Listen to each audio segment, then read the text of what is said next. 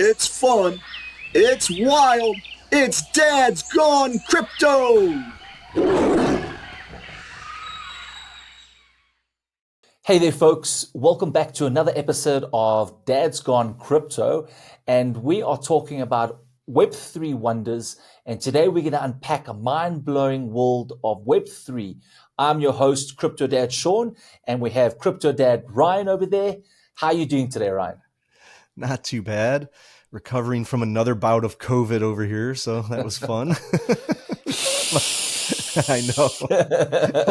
Keep your American cuties to yourself. Yeah, right. My whole family, we all went to a wedding a couple Saturdays ago, and my kids were both, in the wedding party, and it was like the whole wedding party seemed like they all got COVID, and like everybody we were sitting with at our table and everybody I know that went to this wedding got COVID. So it was a super spreader event. So I'm starting to pick up that every time you go to a wedding, something dramatic happens. Didn't your daughter break her ankle the last time? Yeah, you're right.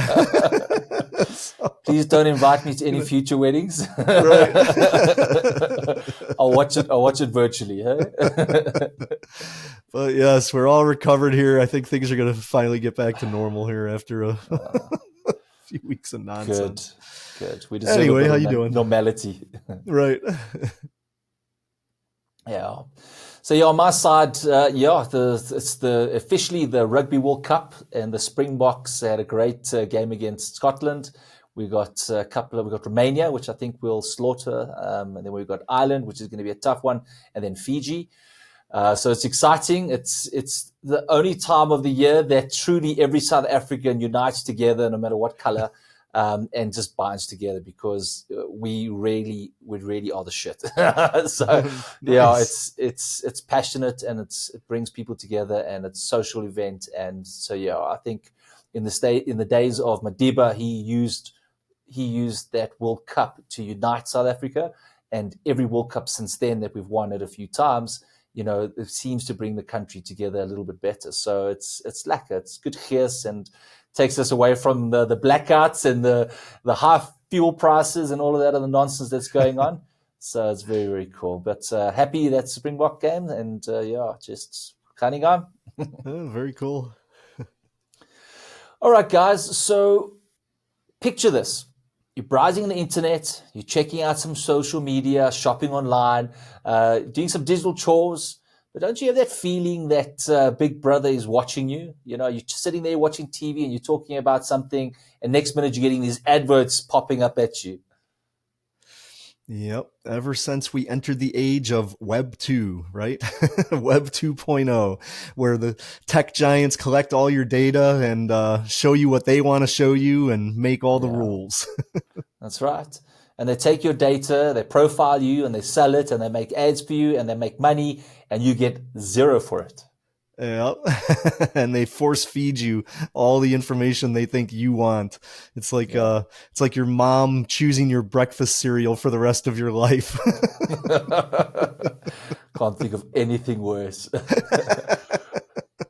All right, guys. So that concludes. No. Wow, that was a quick show. That was a quick show. Thanks, guys, for joining us. Don't forget to like, subscribe. No, guys, what we meant to say was that introduces us to what the heck is Web3? How did Web3 come about? What are the biggest problems facing Web3? And what is this digital revolution that we are in, right? So often you hear this word Web3 thrown around. You're like, oh, I kind of know what it is. I don't really know what it is. It's hearsay. Well, we're going to explain to you exactly how it came about and the step-by-step guide of how it's changing the future. All right, so Web 1, Web 2, Web 3 represents different phases of technological advancements in the internet space or in society. And here are some key differences. Ryan, hit us through what is Web 1? Well, so Web 1 was just the early days of the World Wide Web, right? It was basically the static web.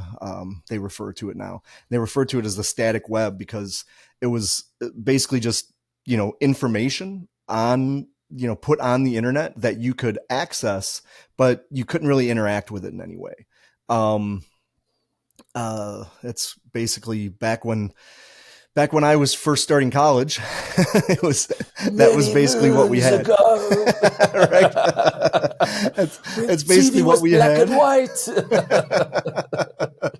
And if you were really nerdy, you could get in there onto the internet and learn some things. And it's how we.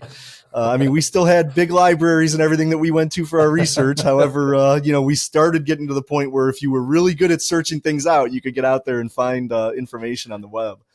Yeah. So I mean, it was basically just like I said, it was just the static web. The information was out there. It had really limited user participation. So, you were basically just a consumer of the content. You couldn't contribute really in any fashion. I mean, there were chat rooms and that kind of things, and you could, there might be an article that you'd find, and some of the more advanced sites at that time would let you throw a comment up or that kind of thing, but it wasn't something that was like directly interactive. It was something that they'd publish for you. And it was very basic. It was the first beginnings of HTML, which is hypertext markup language. It was when they first were developing this and allowing it to structure web pages. But again, it lacked dynamic content generation, and there were no real time data updates. So it's not like you could. At that time, you weren't going on the website to find out, what the local weather was, or the brand new news out for the day. It just wasn't happening that fast. And it's the era when search engines emerged. And back then, it was Alta Vista, I think, starting it, and then Yahoo. And basically, once the search engines came out, you were able to start actually accessing information a little easier. So before that, you were really, if you weren't on like a private network that you knew where the information was, it was really hard to find any information on the internet. Once they started actually categorizing everything and allowing you to go out there and search for things, the internet was starting to become, the true web 1.1, or web 1.0, where you could actually go out there and find the information that you were looking for. Really probably the biggest limitation at that time was the fact that nobody really had high speed. There was no such thing as high speed internet. It was the age of dial up. So it was, you had this tiny little connection, you'd get your modem set up and you'd hear the screech, get the whole screech going. How does it go again? You'd finally connect to the internet, and you'd sit there, you'd hit the button to download a picture, and you'd start seeing the pictures start slowly creeping. What pictures were those? Right. Just a quick story is like, we always remember this long cable, because the telephone line, we hooked it up to the telephone line, and we had these long little cables that ran through, and then you would slide it under the door, and you're like playing in your bedroom, and then the door closed and the cable gets severed. You're like, oh, shit. And there you are trying to wire each of those cables and then try to get it to connect, and you're like pushing and pushing. Right. Like, oh, did what we had to do to download little pictures. Right. Oh, absolutely crazy. But then, hey, that led us into the Web 2 of today, right? So that's right. So Web 2, static. So we had the static version where it was limited engagement. They're basically just on there, you engaged, almost like looking at an encyclopedia, right? Paging a book, reading it, consuming it, but there's nothing really interactive you can do with that. So hence, there was a need for the market to evolve. And that's where the interactive web came about, so user generated content. Now you can create your own content, websites became interactive, Flash, where features were like, you'd be able to comment, and having social networks and multimedia sharing files and sharing music. I remember the era of sharing music, right. and downloading stuff. So that also led into obviously user participation, which encouraged people to actively participate, right? So blogs, wiki, so giving information to strengthen the search engine algorithms, which now, hence, we got superior search engines because of the information we constantly fed it. Then the algos became superior, where you can sift through the sites that weren't good content, and fed us the right information, or not necessarily right, but more quality information. Then there was the rise of internet applications, such as Ajax and JavaScripts, real-time updates. So you can see how things started to evolve nicely. Web-based clients like MIRC, remember that, right? Yeah. Yeah, yeah. And then the personalization. So Web 2 platforms leveraged data and offered personalized experiences.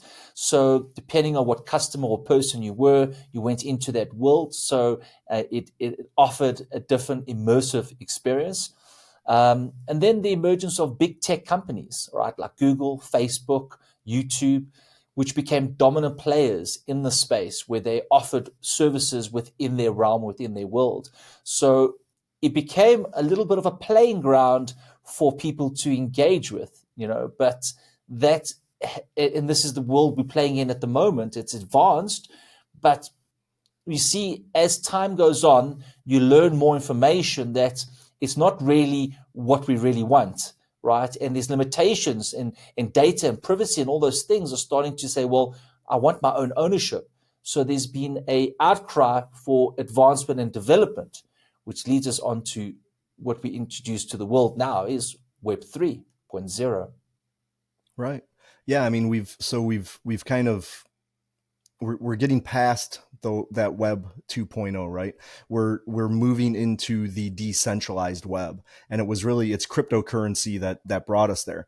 When before cryptocurrency was a thing, Web 3.0 was envisioned by the creators of the web. They had envisioned Web 3.0 as basically the semantic web and decentralized. They still had this idea, but it had nothing to do with blockchain at the time, because blockchain wasn't even a thing. Nobody had even thought of it at the time. But the idea of a decentralized web that was controlled by many rather than just a few individual servers was the idea back then. And obviously they had no way to bring that to fruition, really, until blockchain was developed. It's what really allowed decentralizing of the web. But when they talked about the semantic web, what they were, what the original creators of the internet, what they were really looking to get to in the semantic web is basically an internet that would allow machines and the computers that you were interacting with to understand basic human language. And that's kind of what the semantic web really means. So like, instead of, like, let's say you wrote out, I love New York, right? And you also wrote out, I heart New York. Well, Web 2.0 machines don't understand that. They don't understand what I heart New York means.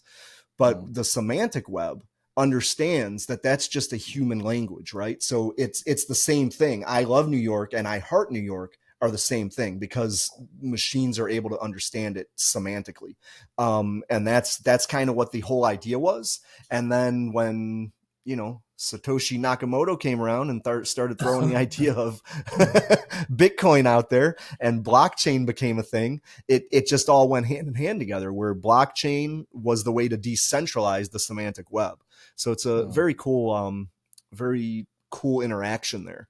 And that's what we're living in right now. We're living in this digital revolution where blockchain and Web3 are able to truly revolutionize the way we're using the internet and the way we're communicating with everyone around the world. Part of that is smart contracts. So Bitcoin isn't a smart contract blockchain, but as blockchain developed into that, as Ethereum was developed and smart contracts started becoming developed, those self-executing contracts allowed Web 3.0 to automate the processes and transactions that would allow it to actually become what we have now. And part of that is interoperability. So Web 3.0, it's really looking to establish interoperability between different platforms, applications, blockchains, and seamless data communication. So basically what Web 3.0 does, it's kind of like where we get that idea of the Internet of Things, right? So all of a sudden your dishwasher can communicate over the internet with your smartphone. Your smartphone can tell your dishwasher, hey, run that cycle, right? or whatever else. That's the Internet of Things, and that's the interoperability that Web3 is bringing to the world. Another advance with Web3 is just the privacy and security that Web3 affords. Because of the decentralized nature of what Web3 is becoming, it allows you to have a digital identity rather than your true identity out there. So think about this, like Web3 is really, it's about, so instead of using your own home address as your identity online, right? You can use your MetaMask wallet, for instance. So when you sign into a website with that wallet, that's your digital identity. It's not your actual physical identity. And that digital identity could be tied to your physical identity if you allow it to be. But there's a lot of capabilities of privacy there where, just a wallet address is what gets you all around on these websites. It's basically revolutionizing how we can interact with one another in a personal way, but not actually share personal information. Yeah. I think just coming back to what you were saying about, Internet of Things and blockchain technologies. And here's a simple example. The technology is available, but people are hesitant to use it because of the security issues. So, you get smart fridges now. So the smart fridge has a digital display, and it scans what's in your fridge. There's milk, there's butter, there's cheese. It also scans your grocery list because it knows what it orders. You have a digital delivery guy, all right, or a company that delivers your goods. It places an order, uses your credit card. It knows how much milk you use a month, right? And by the time you get home, there's a package waiting for you because you didn't even order it, right? It ordered it automatically because it knows that typically on a Wednesday or Tuesday you run out of milk. Place the order, get it through. You've obviously given it permission, right? But it allows you to do that. So it's taking the chore out of, oh shit, I forgot the milk. I can't make coffee. I forgot milk for the cereal. And then the kids are fighting with you. It takes that stress away from your life by automating it through stuff that you don't have to really worry about. The problem comes in that Samsung fridge that you have to log into with your personalized detail can get compromised because the security system is fallible. If they can hack into Sony PlayStation, right, which they did, they shut it down during a Christmas thing, they can hack into those things. So now they've got your credit card details, they've got your personal details, whatever. So now this Web3, what happens if I had a digital identity protected by blockchain that they can't hack? And that I give that digital identity the power to buy my milk, my credit card, and all of that, or I give it a virtual card, so it doesn't actually have my actual credit card.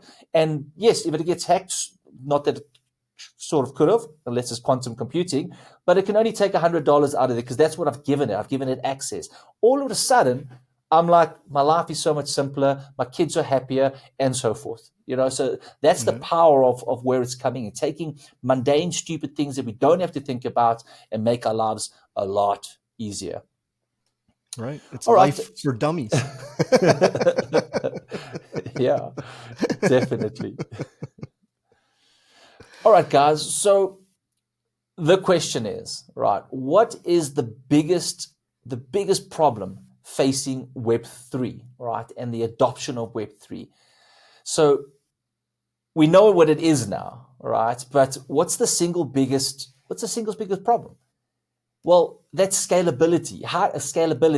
How do you take a concept of decentralization, blockchain technology, scalability, smart contracts, everything that Ryan said? How do you take all those concepts and just make it work?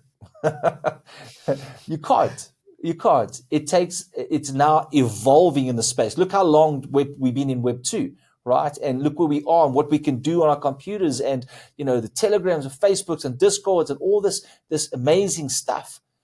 We have to start the process, and this is where we are. And this is why we say when you get into blockchain, it's the start of the revolution of changing the status quo. All right, and Web 3.0, like, it'll envision the decentralized internet of blockchains, and the core offering is, of course, to increase security, data ownership, user control. So we want to own our data. We want to be in control of what we don't want other people to be in control of us. And I think that's where Web3 is going. Yeah, absolutely. One of the biggest challenges is really it's network speed and transaction throughput. So, I mean, many of the Web 3.0 blockchains like Ethereum, they face limitations in terms of transaction speed, throughput, and it results in slow confirmation times, high fees during network congestion. I mean, we've all paid, anybody that's in crypto, you're paying these exorbitant gas fees, and it really makes it impractical for, everyday use and adoption by the general public. Yeah.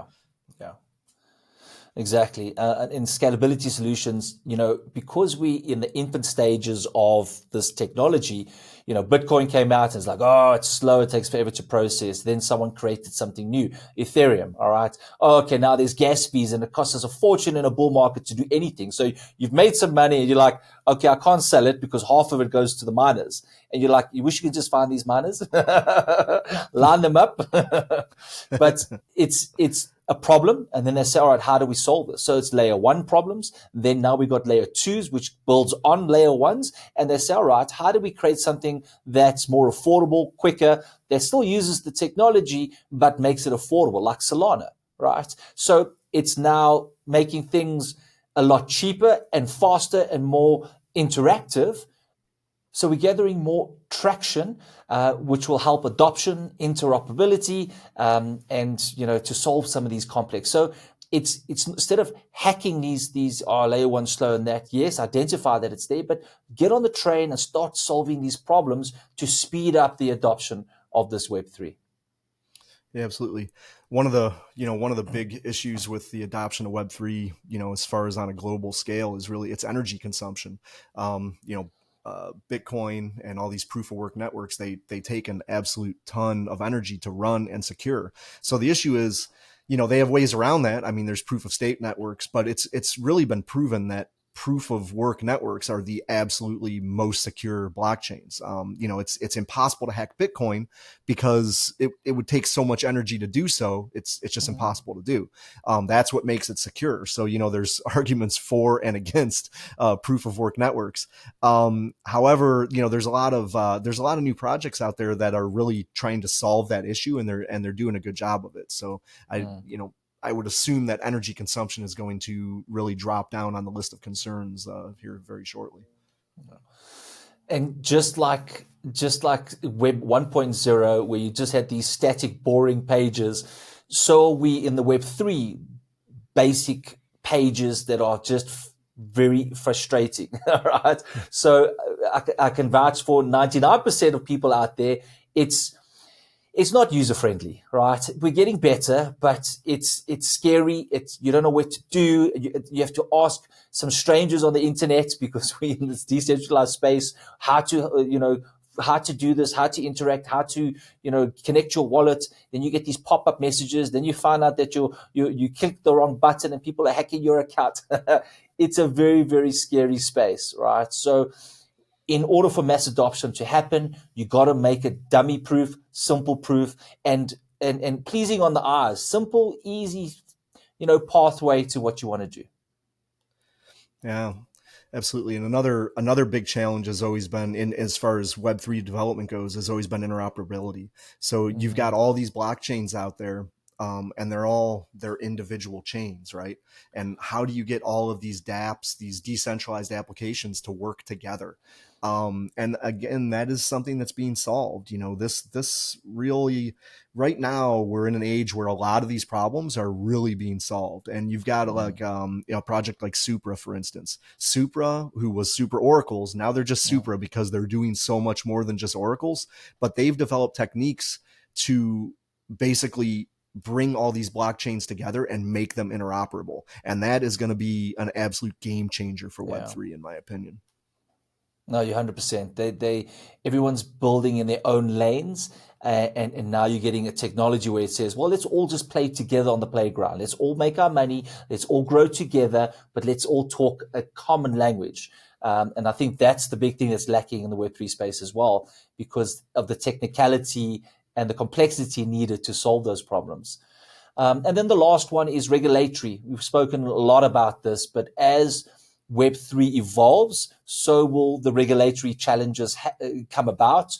You know, people are going to push the envelopes of what they can do, and rightfully so. You're going to go right up to that fence, maybe go a little foot over, then you're going to get a slap on the wrist, and you're going to go one step back. But at least you're pushing those envelopes, and then, you know, you're allowing someone to have an extra step forward, and as they push the envelope, and that's how the technology evolves and combinates. As long as we're creating for good, you know, within a framework that allows us to build and grow in a safe manner, you know, regulatory frameworks are very important because it teaches all the kids to play nicely on the playground. All right, guys. So why is Web3 considered a digital revolution? Well, it's because it signifies a massive shift in the internet and how it functions, right? How the individual person interacts with these digital technologies, right? There are several factors, and I'll go through them quickly, that contribute to this characterization, right? Decentralization, dataship and ownership of privacy, blockchain technology, smart contracts, semantic web, global accessibility, innovation and empowerment, the new economic models that can come about from this, right? Remember decentralization, or DeFi, decentralized finance, taking what we hate about finance and these power mongery guys that make all the money and giving the ownership back to the people, where it's equal empowerment for wealth and growth. And then, of course, open source collabs, creating this field or this farming land that people can go on, and the tools to interact and grow and share basically shared knowledge and expertise. Yeah, absolutely. And, you know, Web3, it's not just about, I mean, we're in the blockchain industry, right? So we think about it all about blockchain, but it's really, it's affecting the greater world as well. Not just, not just us here in the crypto sphere. If you look at AI and Internet of Things, those are all parts of Web3 that are really, currently, doing a lot to change the world. I mean, an example is in agriculture. AI and Internet of Things are being used to develop new agricultural techniques that can help farmers improve their yields, reduce their costs. For example, AI can be used to analyze satellite imagery to identify areas of land that are most suitable for planting, certain crops. AI can also be used to develop robots that can help automate the tasks like harvesting and weeding. I mean, it's just crazy what AI is doing. And I mean, you look at like agriculture, you don't think of agriculture as a high tech industry, but really anymore it is. It's crazy. And Internet of Things is also being used in agriculture. So, I mean, you think about like the sensors that are used to connect all the agriculture equipment and even the livestock. And it provides farmers with real-time data on things like soil, moisture, crop health, animal behavior. The data can be used to make better decisions about irrigation, fertilization, pest control. It's crazy that, something like that, like AI technology, it's being used now to grow food, and it's actually making agriculture, more efficient, more sustainable. I mean, it's absolutely amazing what, and you can find a million examples of this throughout the real world. And obviously, throughout our world of metaverses and and whatnot as well. So. Well, it's taking a human being and almost giving it almost making it a superhuman, because the farmer is the oracle. He's the guy that was passed down knowledge from generation to generation, takes the soil, tastes it, sniffs it, and says, okay, there's rain in 5 days, right? And then the next child that's born, he takes on that knowledge and so forth. But there's flaws in that, right? Yes, they can still be successful, but they could be more successful. So just coming to the Internet of Things, well, farmers use drones, right? And the drones now, it's almost crop season, it scans the entire crop. It'll tell you what percentage of those oranges are ripe, what percentage are poor. It'll tell you the soil quantity that it needs, maybe more. It'll also give farmers an indication of how much crop they're going to harvest this season. So then they can go to the bank and say, hey, bank, please can I get an advanced loan on this because the AI technology has scanned this. So instead of waiting for the harvest, processing and waiting and then sifting, they already know that stats and they can evaluate their property. So it's very, very exciting, especially in an area that is most needed, which is food. So it just makes food harvesting and growing and things a whole lot more sophisticated, which will solve some of our real life world problems. All right, guys, we're in the magical world of Web 3, right? But we're at the beginning stages of Web 3. So technically, it's the 1.0 of Web 3, right? If that makes sense. It's the infant stages. And we know the journey is going to be an exciting one. And there's trials and tribulations and successes and failures, but there's a journey. And when one's finished, two's coming, right? So jump on the bandwagon, learn about Web3, how you can contribute to the space, find and solve problems that can make you money, change the game, and just improve the technological advancement in the space. But get involved, enjoy it, and have fun while you're doing it. Absolutely. Speaking of fun, yeah, I think it's time for dad jokes. Hey, Dad's got jokes. Most important segment of this time, guys. Absolutely. Way more important than Web3 talk. Of course. All right, Ryan. So you will be going first today, and then I shall be going second. Right. Half a bottle of tequila is up for grabs. All right. If you lose, you're going to down it. It's going to be a fun night. maybe lost for 2 days, but hey, he's going to. All right, let's get my serious space going. All right. What do you call somebody who loves telling dad jokes but isn't a dad? A faux pas.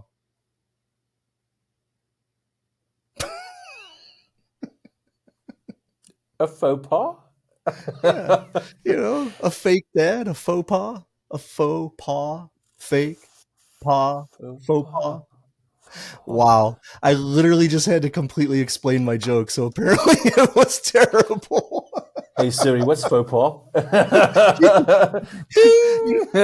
I understand there's a little difference in countries here, but come on, man, we both speak English.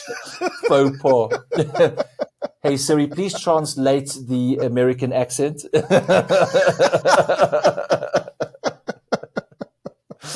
All right, apparently I've got some homework to do. Update my English, American English, US database. Oh boy! All right. Well, sure. At least I think the Americans will think it's funny. I don't know. We'll see. I thought that was a commonly used term. Yeah, sure. All right. Here we go. All right. So Ryan, I'm asking you a question. What would you rather eat, a baby goat or a matter baby? A baby goat.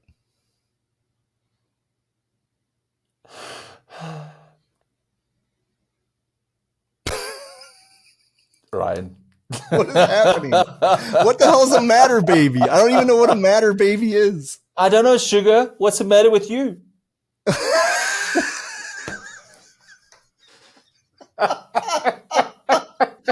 Oh my God. Maybe we switch it. Oh my God. It's like taking water from a stone, an American stone.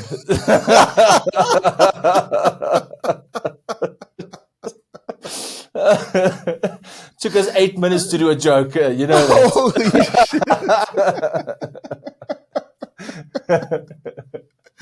Oh, shit. jeez. Others get hot in you. I'm breaking a sweat. This is fun. Oh my shit. God. All right, sure. You realize Americans we'll go on a baby goat if we have to. We don't give a shit. I didn't know what a matter baby was, so I figured, fuck, I'll eat the baby goat. I figured a matter baby is some weird South African candy or some shit. Oh, shit. Okay. Whew. All right, tell you what, we'll share half a bottle each. There you go. Oh, shooey. Sounds good. All right, guys, that concludes our interactive episode. Interactive Web3 joke. Guys, don't forget to subscribe and like. Let's get us to the first 1,000 viewers. And also come join us on Telegram. Come have a chat there. And we're going to be releasing some interesting things and gamification in there soon. And also with our Dad Sacks, we're going to be launching that as well. We're busy building the back end to create some fun stuff to give you guys some good opportunities as well in the crypto space. So yeah, come join us. Have a fantastic weekend and tune in to next week. See you guys. Ciao. The material and information presented in this recording are for entertainment purposes only. Do not misconstrue what you hear as investment or trading advice. Always do your own research. The views, thoughts, and opinions expressed by the guests on this recording are their own and do not necessarily reflect those of Dad's Gone Crypto or its hosts.